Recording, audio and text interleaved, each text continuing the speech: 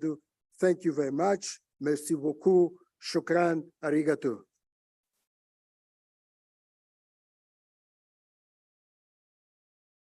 Thank you, Mr. Minister. We appreciate your intervention and also the work of the President of Mozambique.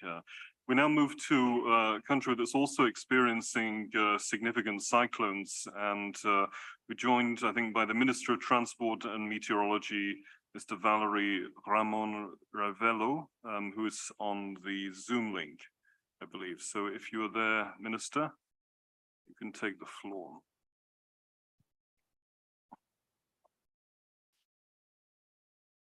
Alors, merci de m'avoir donné la parole. Excellences, messieurs les ministres, Excellences, messieurs les ambassadeurs, Excellences, monsieur le secrétaire général de l'organisation météorologique, honorables délégués, mesdames et messieurs. Tout d'abord, c'est un honneur pour Madagascar, pays qui est malheureusement trop frappé par les aléas climatiques, de pouvoir partager ses points de vue et les attentes du gouvernement de Madagascar vis-à-vis de l'initiative mondiale sur les alertes précoces pour tous. Et je tiens à transmettre les remerciements du gouvernement pour cette invitation de Madagascar à ce dialogue de haut niveau.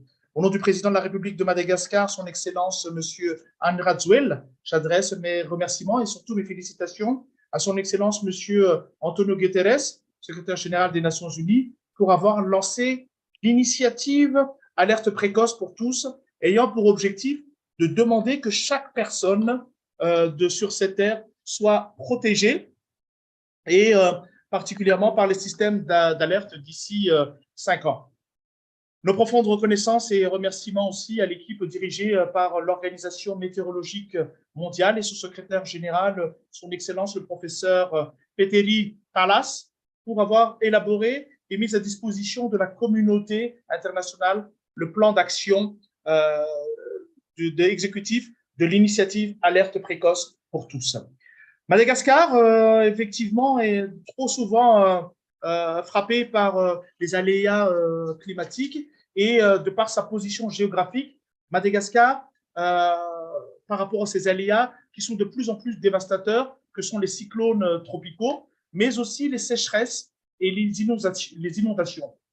La saison cyclonique 2021-2022 a été, par exemple, exceptionnelle et reste à jamais dans la mémoire des Malgaches, car au cours de ces 3 premiers mois de l'année 2022, nous avons eu des perturbations tropicales qui ont touché le pays et on en a eu 6, parmi lesquels les cyclones tropicaux intenses comme Patrai et Eminati. Madagascar n'avait jamais connu autant de phénomènes cycloniques durant une même saison depuis le début de l'ère satellitaire, c'est-à-dire depuis 1967. Au total, ces événements extrêmes ont affecté plus de 570 000 personnes et causé plus de 200 décès selon les informations données par le Bureau national de la gestion des risques et des catastrophes naturelles. En cette année 2023, le cyclone tropical Freddy restera aussi dans la mémoire et dans les annales cycloniques du sud-ouest de l'océan Indien, de par sa longévité et de son va-et-vient sur l'île que nous avons connue.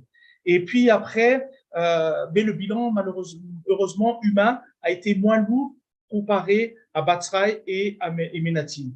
Les dégâts sur les infrastructures et les pertes économiques suite à ces intempéries sont cependant énormes et constituent une entrave majeure aux efforts de développement qui ont été initiés depuis plusieurs années.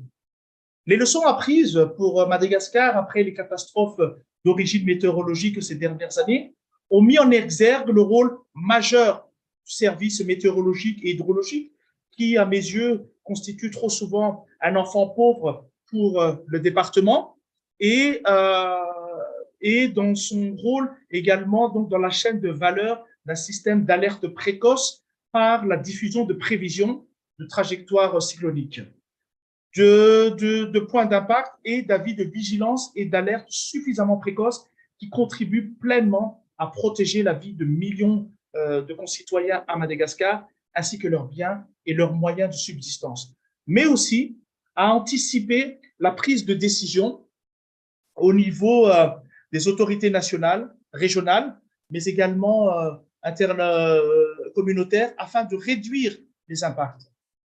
Il a été admis qu'un meilleur réseau d'observation météorologique national et un système de collecte de données nationales et internationales rapides, un système de prévision aux normes garantissant la qualité et la précision et un système de communication et de diffusion efficace de ces informations et l'avis d'alerte météorologique permettrait d'améliorer la prise de décision précoce et les activités de réponse. Madagascar appuie sans réserve l'initiative des Nations Unies pour les alertes précoces pour tous, dont le plan d'action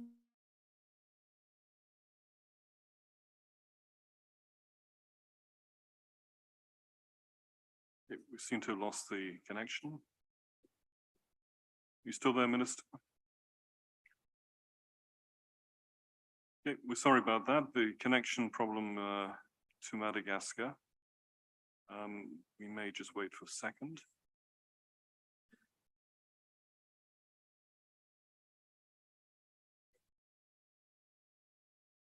Okay. So I think we'll try to restore the connection, but thank you very much, Mr. Minister, for that intervention and showing also how Madagascar is affected by the tropical cyclones and how we need to improve the services. We'll move now just to a panelist, and if you could please keep it to the time because we only have half an hour left. The Minister of Traffic, Transport and Urban Planning of Curaçao and St. Martin. It's a small island state and also affected by extreme weather. So, Mr. Minister, please.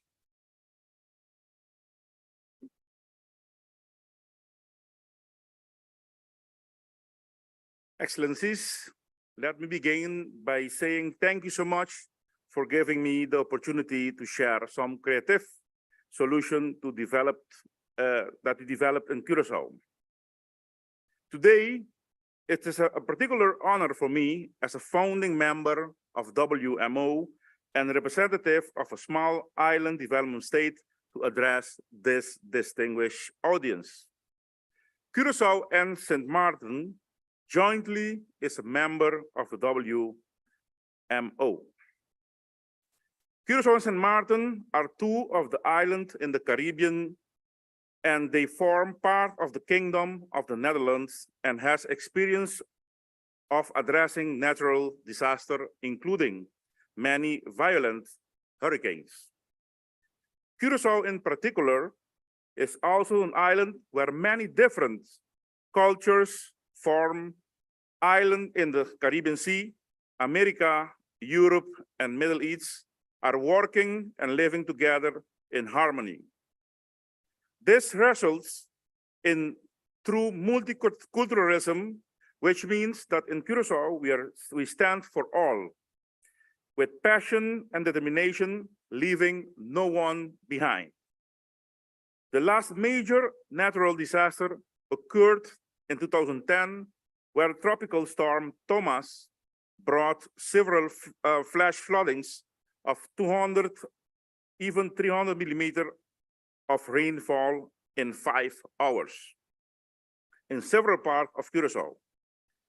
In this regard, our meteorological department has built creative solutions to complete, for example, the renewal of the meteorological law, an end-to-end impact-based multi-hazard early warning system, tailored service delivered for social media and common alerting protocols. Also, the Curaçao Weather app that won a special WMO prize. Also, a process of management system, and so on. All of this was done with the scarce financial resources, but with passion, partnership with several WMO members, such as USA, Canada, the Netherlands, UK, and Spain. That was the key to success. Your Excellencies, in the end, that is what early warning for all is all about. early warning for all must ensure that all exposed community have immediate access to timely and accurate information to save lives and property. In this regard, island states are not passive victims, but rather active solution seekers, as an example of Curaçao demonstrated. Islanders are deeply suffering from natural disaster, but they are also leading the way to sustainable and regenerative future. I believe that the Secretariat can be a vehicle to empower and assist members from small island development states and least developed countries to implement the early warning system for all. Today, I can inform you that Curaçao is very fortunate to have completed the early warning for all system for all with an excellent management group of meteorological department with Dr. Albert Martis as our director. That's why we ask you today for the support for the candidate of the position of Secretary General of the WNO for him. We're going to lose a great director, but I think that WNO will gain a very knowledgeable and capable man in Dr. Albert Martis. We also know that there are still members from the CITES and least developed country that have not completed the process successfully yet. And the matter to us, and we are ready to provide our support in the context of the early warning for all initiatives started by the WMO. Therefore, by building bridges of engagement between the developing and the developed countries, I firmly believe that we will be able to fortify and reclaim our position as at a national level, regional level, and global level. That is WMO we like to see in the future.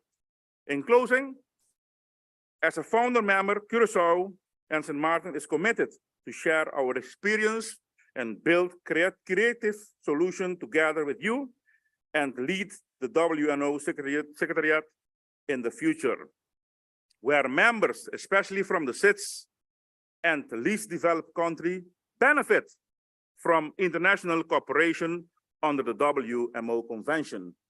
I would like to ask your support and join us to build a WMO that aims to assist CITES and developing countries with initiatives such as the early warning for all, capacity development and training, because we understand as no other the difficulties encountered by the CITES and the developing countries. I thank you for your support. Thank you.